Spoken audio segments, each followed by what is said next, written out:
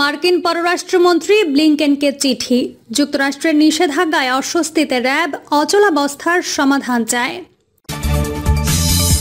এবং সর্বশেষ জানাবো, ইউনূসের ক্ষেত্রে আইনের অপব্যবহার হলে বাংলাদেশে বিনিয়োগ বাধাগ্রস্ত হবে বলছে যুক্তরাষ্ট্র।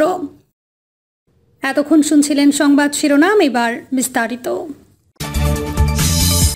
মার্কিন পররাষ্ট্রমন্ত্রী ব্লিংকেনকে চিঠি। যুক্তরাষ্ট্রের নিষেধাজ্ঞায় অস্বস্তিতে র্যাব, অচলাবস্থার সমাধান চায়। মুখে সরকারের মন্ত্রী, এমপি সহ নানান জনে নানান কথা বলে বেড়ালেও পড়েছেন এক অস্বস্তিতে। গলার কাটা হয়ে দাঁড়িয়েছে যুক্তরাষ্ট্রের নিষেধাজ্ঞা। র্যাপিড অ্যাকশন ব্যাটালিয়নের এবং বাহিনীটির সাবেক ও বর্তমান 7 কর্মকর্তার ওপর নিষেধাজ্ঞাটি কিভাবে প্রত্যাহার করানো যায় তা নিয়ে গলদঘর্ম সরকারের ভেতর ও বাহিরে।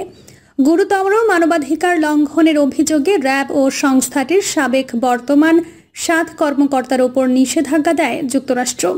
আন্তর্জাতিক মানবাধিকার দিবসে পৃথকভাবে এই নিষেধাজ্ঞা দেয় যুক্তরাষ্ট্রের ট্রেজারি ডিপার্টমেন্ট ও পররাষ্ট্র দপ্তর। যুক্তরাষ্ট্রের সঙ্গে সমস্যার সমাধান চায় র্যাপিড অ্যাকশন ব্যাটালিয়ন। র্যাব বলছে, প্রতিষ্ঠার পর থেকে কোনো না কোনোভাবে যুক্তরাষ্ট্রের সহযোগিতা অব্যাহত ছিল। তারা চায় সহযোগিতামূলক সম্পর্ক বহাল থাকুক। প্রতিষ্ঠান হিসেবে গোটা বাহিনীর সাবেক ও বর্তমান মহাপরিচালক সহ 7 জনের ওপর নিষেধাজ্ঞা আরোপের প্রায় 2 সপ্তাহ পর আইন শৃঙ্খলা বাহিনীর একাধিক সূত্র এসব কথা বলেন।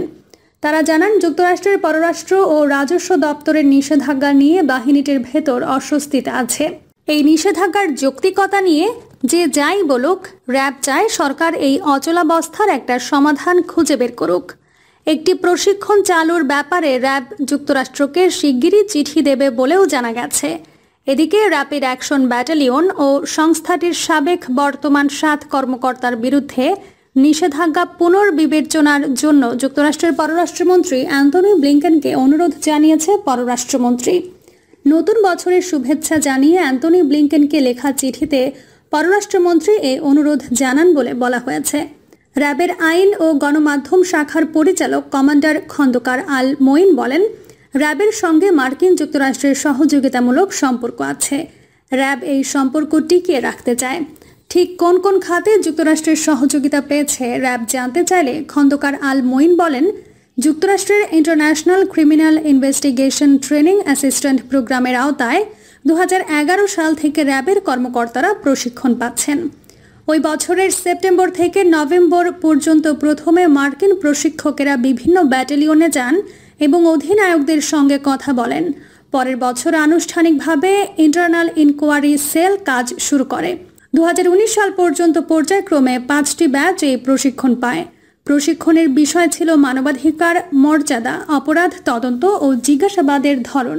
প্রশিক্ষণপ্রাপ্তরা র্যাবে ইন্টারনাল ইনকোয়ারি সেল গঠন করেছেন। এই সেলের তদন্তে দোষী সাব্যস্ত হওয়ায় এখনও পর্যন্ত 500-র বেশি র্যাব সদস্যের শাস্তি হয়েছে। তাছাড়া র্যাব জানায়, করোনাকালীন র্যাব দেশের বিভিন্ন স্থান থেকে অসুস্থ ব্যক্তিদের যে হেলিকপ্টারে বহন করেছে সেটিও যুক্তরাষ্ট্র থেকে কেনা। বেল 407 নামের হেলিকপ্টারটি র্যাব 2012 সালে কেনে। 4 ধাপে 2018 সাল পর্যন্ত এই হেলিকপ্টারের খুঁটিনাটি বিষয়ে প্রশিক্ষণ নিতে 14 জন কর্মকর্তা যুক্তরাষ্ট্রে গেছেন। জঙ্গি দমন ও মাদক অভিযানে ব্যবহারের জন্য বিভিন্ন গোয়েন্দা সরঞ্জাম, বোমা নিষ্ক্রিয়করণ ও মাদক শনাক্ত করার জন্য সরঞ্জামও যুক্তরাষ্ট্র থেকে কেনা হয়েছে। এ সময় 8 ধাপে 22 জন সদস্য যুক্তরাষ্ট্রের প্রশিক্ষণ নেন। নাম না প্রকাশ করার শর্তে আইন শৃঙ্খলা বাহিনীর একাধিক সূত্র বলেছে, র্যাব ও র্যাবের বর্তমান ও সাবেক কর্মকর্তাদের ওপর নিষেধাজ্ঞা আরোপের ঘটনায় সদস্যদের মধ্যে কিছু প্রশ্ন ও অস্বস্তি আছে। একটি সফটওয়্যার কেনার ব্যাপারে যুক্তরাষ্ট্রের একটি প্রতিষ্ঠানের সঙ্গে র্যাবের কথা হচ্ছিল। খোঁজ নিয়ে জানা গেছে, বিক্রেতা প্রতিষ্ঠান র্যাবের কাছে সফটওয়্যার বিক্রির সিদ্ধান্ত বাতিলের কথা জানিয়েছে। কোনো কোনো কর্মকর্তার স্বজন লেখাপড়ার জন্য কানাডা ও যুক্তরাষ্ট্রে আছেন। তাদের কাছে টাকা পাঠানো বা তাদের লেখাপড়া চালিয়ে যাওয়ার প্রতিবন্ধকতা হতে পারে, এমন আশঙ্কা আছে কারো কারো। কোনো কোনো কর্মকর্তার যুক্তরাষ্ট্রের প্রশিক্ষণ নিতে যাওয়ার কথা এবং তাদের ভিসা রয়েছে। এই ভিসা আর কার্যকর থাকবে কিনা তাও অনেকের কাছে স্পষ্ট নয়। আইন শৃঙ্খলা বাহিনীর একাধিক সূত্র জানায়, র্যাব নিষেধাজ্ঞার মুখে পড়তে পারে এমন ইঙ্গিত ছিল আগে থেকেই। এমনকি গত বছরের অক্টোবরেও রিপাবলিকান ও ডেমোক্র্যাটের 10 সিনেটর পররাষ্ট্র ও রাজস্ব দপ্তরের কাছে গুরুতর মানবাধিকার লঙ্ঘনের দায়ে র্যাবের কয়েকজন কর্মকর্তার বিরুদ্ধে নিষেধাজ্ঞা আরোপের দাবি পেশ করেছিলেন। বাংলাদেশে আইন শৃঙ্খলা বাহিনীর বিরুদ্ধে গুরুতর মানবাধিকার লঙ্ঘনের অভিযোগ পুরনো।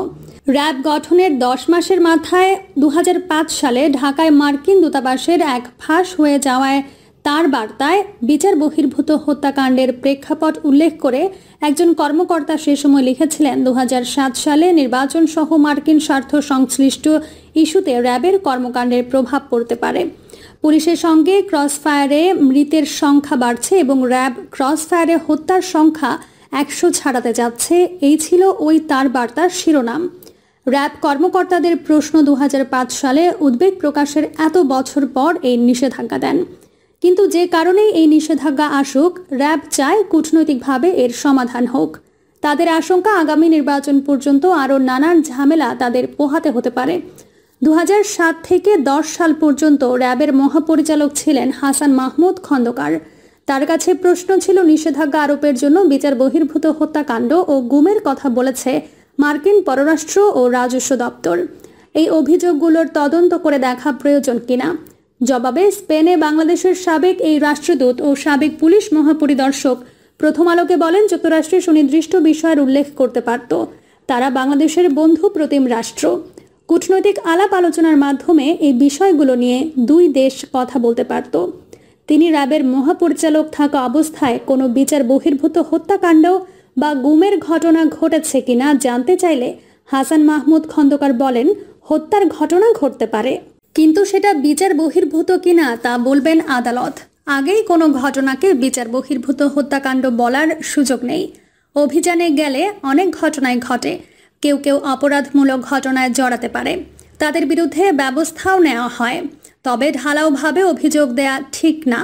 তবে খোঁজ নিয়ে জানা গেছে সাম্প্রতিক সময়ে ইকরামুল সহ কমপক্ষে 7 জনের মৃত্যুর ঘটনা খতিয়ে দেখতে এবং এ ব্যাপারে সরকারের অবস্থান কি তা জানতে চেয়েছিল মার্কিন সরকার। এছাড়া সিনেটররা গত বছর 400 বিচার বহির্ভূত হত্যাকাণ্ডের কথা বলেছিলেন। যুক্তরাষ্ট্রের রাজস্ব বিভাগের বিজ্ঞপ্তিতে বলা হয়, বাংলাদেশ সরকারের মাদকের বিরুদ্ধে যুদ্ধের অংশ হিসেবে র্যাবের যে কার্যক্রম তার বিরুদ্ধে ব্যাপক ও গুরুতর মানবাধিকার লঙ্ঘনের অভিযোগ রয়েছে।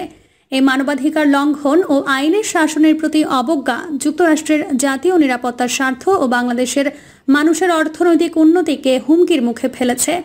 নিষেধাজ্ঞা আরোপ সংক্রান্ত সংবাদ বিজ্ঞপ্তিতেও মার্কিন রাজস্ব দপ্তর বেসরকারি সংস্থার বরাত দিয়ে বলে, র্যাবের বিরুদ্ধে 2009 সাল থেকে এ পর্যন্ত 600টির বেশি গুম, 2018 সাল থেকে 600 জনকে বিচার বহির্ভূত হত্যা এবং নির্যাতনের অভিযোগ রয়েছে। পুলিশ মহাপরিদর্শক বেনজির আহমেদ ও র্যাব 7 এর সাবেক অধিনায়ক মিফতা উদ্দিন আহমেদের বিরুদ্ধে পররাষ্ট্র দপ্তর নিষেধাজ্ঞা আরোপ করে টেকনাফের পৌর কাউন্সিলর ইকরামুল হককে হত্যায় সম্পৃক্ততায় অভিযোগে। পুলিশ দাবি করছে এই ঘটনায় বিচার প্রক্রিয়া চলমান। যদিও ইকরামুল হকের স্ত্রী আয়েশা বেগম এ ব্যাপারে কিছুই জানেন না বলে জানিয়েছেন। ইউনূসের ক্ষেত্রে আইনের অপব্যবহার হলে বাংলাদেশে বিনিয়োগ বাধাগ্রস্ত হবে বলছে যুক্তরাষ্ট্র। নোবেলজয়ী অর্থনীতিবিদ ডক্টর মোহাম্মদ ইউনূসের বিচারের ঘটনায় উদ্বিগ্ন যুক্তরাষ্ট্র এবার বাংলাদেশকে সতর্ক করল বিদেশি বিনিয়োগ নিয়ে। ডক্টর ইউনূসের বিরুদ্ধে আইনের অপব্যবহার হলে বাংলাদেশের আইনের শাসন প্রশ্নবিদ্ধ এবং সরাসরি বিদেশি বিনিয়োগ বাধাগ্রস্ত হবে বলে সতর্ক বার্তা দিয়েছে যুক্তরাষ্ট্র। স্টেট ডিপার্টমেন্টের নিয়মিত ব্রিফিংয়ে এক সাংবাদিক জানতে চান, শান্তিতে নোবেলজয়ী যুক্তরাষ্ট্রের প্রেসিডেন্সিয়াল মেডেল অফ ফ্রিডম এবং কংগ্রেশনাল গোল্ড মেডেলে ভূষিত ডক্টর মোহাম্মদ ইউনূসকে গত রোববার বাংলাদেশের একটি কোর্ট রুমে লোহার খাঁচার ভেতরে প্রবেশ করানো হয় এবং এ বিষয়ে প্রতিক্রিয়া জানাতে গিয়ে ডক্টর ইউনূস বলেন, আজ আমি অভিশপ্ত জীবনের শীর্ষ পর্যায়ে পৌঁছেছি। গণতন্ত্র, আইনের শাসন এবং ব্যাপক মাত্রার দুর্নীতির কারণে বাংলাদেশের কোটি কোটি মানুষ একইভাবে তাদের অভিশপ্ত জীবনের শীর্ষ পর্যায়ে পৌঁছেছে। আমরা দেখেছি সাবেক সেনাবাহিনী ও পুলিশ প্রধানের বিরুদ্ধে যুক্তরাষ্ট্র নিষেধাজ্ঞা এবং ভিসা অযোগ্য করেছে। গত বছরের 7 জানুয়ারি জালিয়াতি নির্বাচনের পর আপনারা কি মনে করেন যে ক্ষমতাসীন সরকারকে জবাবদিহিতার আওতায় আনতে ঘোষিত এই পদক্ষেপগুলোই যথেষ্ট? নাকি গণতন্ত্র প্রিয় বাংলাদেশের সঙ্গে একাত্মতা জানাতে আপনারা অধিকতর শাস্তিমূলক পদক্ষেপ গ্রহণ করবেন? জবাবে মুখপাত্র মিলার বলেন, নোবেলজয়ী ডক্টর ইউনূসের মামলাকে ঘিরে বাংলাদেশে যেসব ঘটনা ঘটছে তা খুব গভীরভাবে পর্যবেক্ষণ অব্যাহত রেখেছে যুক্তরাষ্ট্র। আমরা দুশ্চিন্তাগ্রস্ত এ কারণে যে ডক্টর ইউনূসকে হয়রানি এবং হুমকি প্রদর্শনের জন্য শ্রম আইনের অপব্যবহার হতে পারে। সরকারের প্রতি ফের সতর্কবার্তা উচ্চারণ করে মিলার বলেন, আমরা এই বিষয়ে নিয়েও উদ্বিগ্ন যে শ্রম ও দুর্নীতি দমন আইনের কল্পনাপ্রসূত অপব্যবহার বাংলাদেশের আইনের শাসনকে প্রশ্নবিদ্ধ এবং সরাসরি বিদেশি বিনিয়োগকে বাধাগ্রস্ত করবে। প্রিয় দর্শক, এই ছিল এখনকার সর্বশেষ সংবাদ। আপডেট সব সংবাদ পেতে চ্যানেলটি সাবস্ক্রাইব করে বেল আইকনটি ক্লিক করে রাখুন।